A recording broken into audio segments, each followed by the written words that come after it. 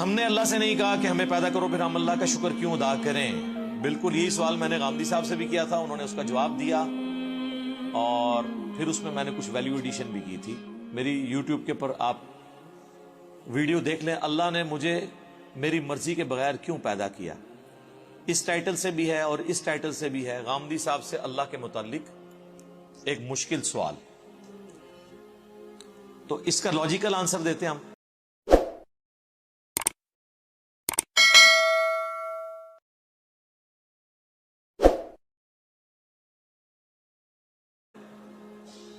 कुरान इसका जो आंसर देता है वो तो दो टोक है। ला युसअलु अम्मा यफअल व हुम युसअलून। अल्लाह को कोई पूछ नहीं सकता कि अल्लाह ने ये काम क्यों किया, वो हर एक को पूछ सकता है क्योंकि वो क्रिएटर है। अल्लाह ने तो इस सवाल को बैन किया है। इसका जवाब यही है कि जो अल्लाह की मर्जी। अच्छा, अब आ जाए लॉजिकली, चूंकि पूरे कुरान का एक मुकद्दमा है ना, अल्लाह का शुक्र मैं क्यों अदा करूं। इसलिए मेरे भाई, आज भी अगर आपको कोई ये ऑफर करे, पहले तो छोड़ दें कि तुम अपनी 50-60 साल की जिंदगी में बस ये एक मोटी मोटी चीजों का ख्याल रख लो, रोजाना 5 वक्त की नमाज है, रिज़्क़ हलाल और हराम में फर्क करना है, शरीयत की चंद एक पाबंदियां हैं, सेक्स डिसिप्लिन है जिसमें हमारा ही फायदा है कि हम कोड़ कोड़ के जिंदगी ना गुजारें, एक हार्मनी के साथ जिंदगी गुजारें।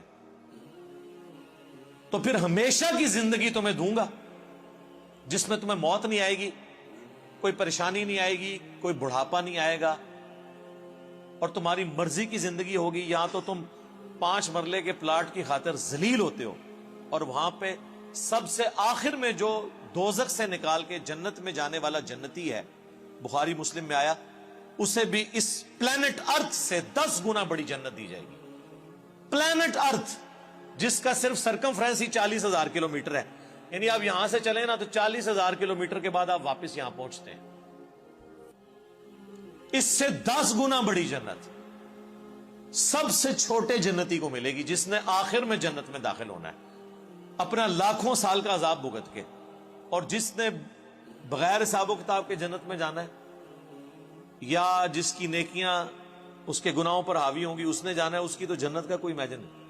तो मेरा ख्याल है दुनिया में कोई इंसान नहीं जो ये ऑफर कबूल ना करे, क्योंकि इंसान की दिल में जो अल्लाह ने शहवात की अट्रैक्शन और मोहब्बत रख दी है वो उसकी मुतकाजी है कि वो अपनी इस टेस्ट को खत्म नहीं करना चाहता।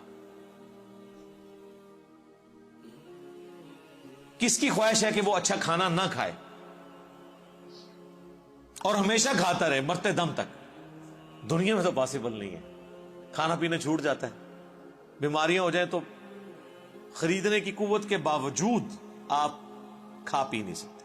दुनिया में अरबपति लोग हैं जो नमक मिर्च वाला खाना भी नहीं खा सकते, मैदा इजाजत नहीं देता। अल्लाह ने सबको बैलेंस रखा हुआ है, किसी को एक मामले में ऊपर किया तो दूसरी तरफ से उसकी आवाज निकाल दी है। आपको मैं पाकिस्तान में इस वक्त अमीर तरीन लोग कई ऐसे बता सकता हूं जो पैम्पर बांधते हैं और उनकी लोग गाड़ियों के ऊपर, उनके जहाजों के ऊपर, उनकी दौलतों पे, उनके प्लॉट्स पे रश कर रहे होते हैं, लेकिन वो अपना पेशाब नहीं रोक सकते। तो इंसान की क्या औकात है। लेकिन आखिरत में कुछ नहीं है, आखिरत में पेशाब है ही नहीं। सही मुस्लिम का आप जन्नत वाला चैप्टर पढ़ लें और मिशकात शरीफ में आपको 30वीं जिल्द में जन्नत से मुतालिक सारी अहादीस बुखारी, मुस्लिम, दाऊद, तिरमिज़ी, नसाई, इब्न माजा, बाकी किताबों से मिलेंगी कि जन्नत में खुशबूदार डकार आएगी और खाना हजम। पेशाब करने की जो तकलीफ है ना, ये भी नहीं इंसान को उठानी पड़ेगी क्योंकि जन्नत में तकलीफें आई नहीं है। और जन्नत में आपका पेट का भरना ना भरना ये आपकी मर्जी से है। आप लज्जत के लिए खाएंगे, दुनिया में तो आप लज्जत वाली चीज थोड़ी देर खाएं तो फिर पेट जवाब दे जाता है। नहीं, जन्नत की किसी नेमत को फना नहीं है। आम तोड़ के खाएंगे फिर आम दोबारा उग जाएगा उसी वक्त ही, किसी चीज ने खत्म नहीं होना। इतनी बड़ी बड़ी ने, और सबसे बड़ी बात कुन फयकून जो अल्लाह की क्वालिटी है वो किसी दर्जे में अल्लाह ताला अपनी मखलूक को इस हवाले से दे देगा कि उसकी ख्वाहिशात की तकमील होगी जन्नत में। जो ख्वाहिश करेगा, जो सोचेगा उसके सामने आ जाएगा। ये तो क्वालिटी सिर्फ अल्लाह की है। لیکن انسان کو اللہ تعالیٰ یہ کوالٹی وہاں پہ دے دے گا. تو یہ کتنا سستا سودا ہے, چند سالوں کی زندگی دے کے ہمیشہ کی زندگی حاصل کر لینا, نہ ختم ہونے والی. تو اب مجھے بتائیں, اس اللہ کا شکر ادا کرنے کا دل نہیں کرتا کہ جو اکیلا تھا, کسی کو نہ بھی پیدا کرتا, اسے کو پوچھ نہیں سکتا تھا, اس کا پہلا احسان کہ اس نے پیدا کیا, اس کے بعد ایک آفر رکھی, اتنی زبردست قسم کی آفر.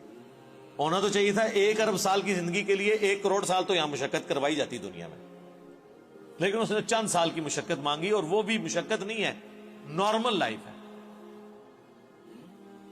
بس صرف لائف کا ڈسپلن ہے, اور ہمیشہ کی زندگی دے دی.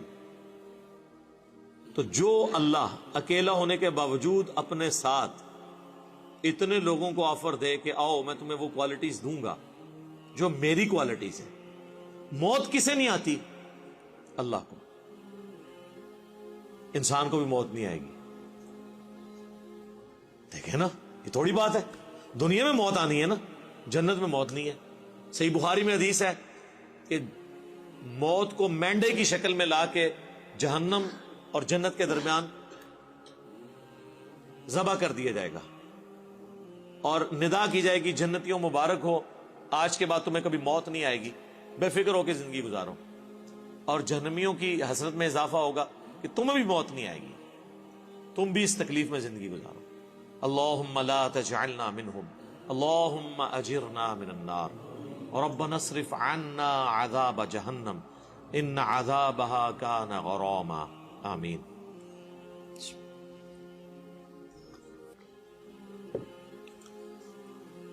اللہ کی ذات کو جب آپ اس پہلو سے دیکھیں گے تو آپ کے اندر سے, آپ کے ایک ایک ریشے سے اس کے لیے شکر کے جذبات ابھریں گے. ہم تو اپنے ساتھ اپنی اس دولت میں جو اللہ نے ہمیں دیا کسی کو شریک کرنے کے لیے تیار نہیں ہے, اور اللہ تعالی اپنی خدائی صفات کے اندر آپ کو آپشن دے رہا ہے کہ آپ کو بھی موت نہیں آئے گی, آپ کو بھی ہر وہ چیز ملے گی جس کی آپ خواہش کریں گے, جو آپ خواہش کریں گے وہ آپ کو ملے گا. اور اللہ تعالیٰ کسی نعمت سے لطف اندوز خود کوئی نہیں ہو رہا. اللہ کھاتا ہے کیا؟ اللہ کی کوئی بیوی ہے؟ اللہ کے کوئی بچے ہیں؟ یہ وہ ساری چیزیں جو ہمارے لیے اٹریکشن کا باعث ہیں, اللہ کے لیے ان میں سے کوئی بھی چیز اٹریکشن کا باعث نہیں ہے سوائے ایک چیز کے, اور وہ چیز یہ ہے, حالانکہ اس معاملے میں بھی وہ غنی ہے, لیکن یہ اس کی خواہش ہے کہ بندے, انسان, مخلوقات, جن, فرشتے اس کا شکر کریں, اس کی عبادت کریں, ٹوٹل اوبیڈینس کریں. وما خلقت الجن والانس الا لیعبدون. ہم نے جن اور انسانوں کو فقط اس لیے پیدا کیا کہ وہ ہماری عبادت کریں, ہمیں مانے نہیں, صرف عبادت کریں, اور عبادت کہتے ہیں ٹوٹل اوبیڈینس. تو اس لیے شکر ادا کریں جی.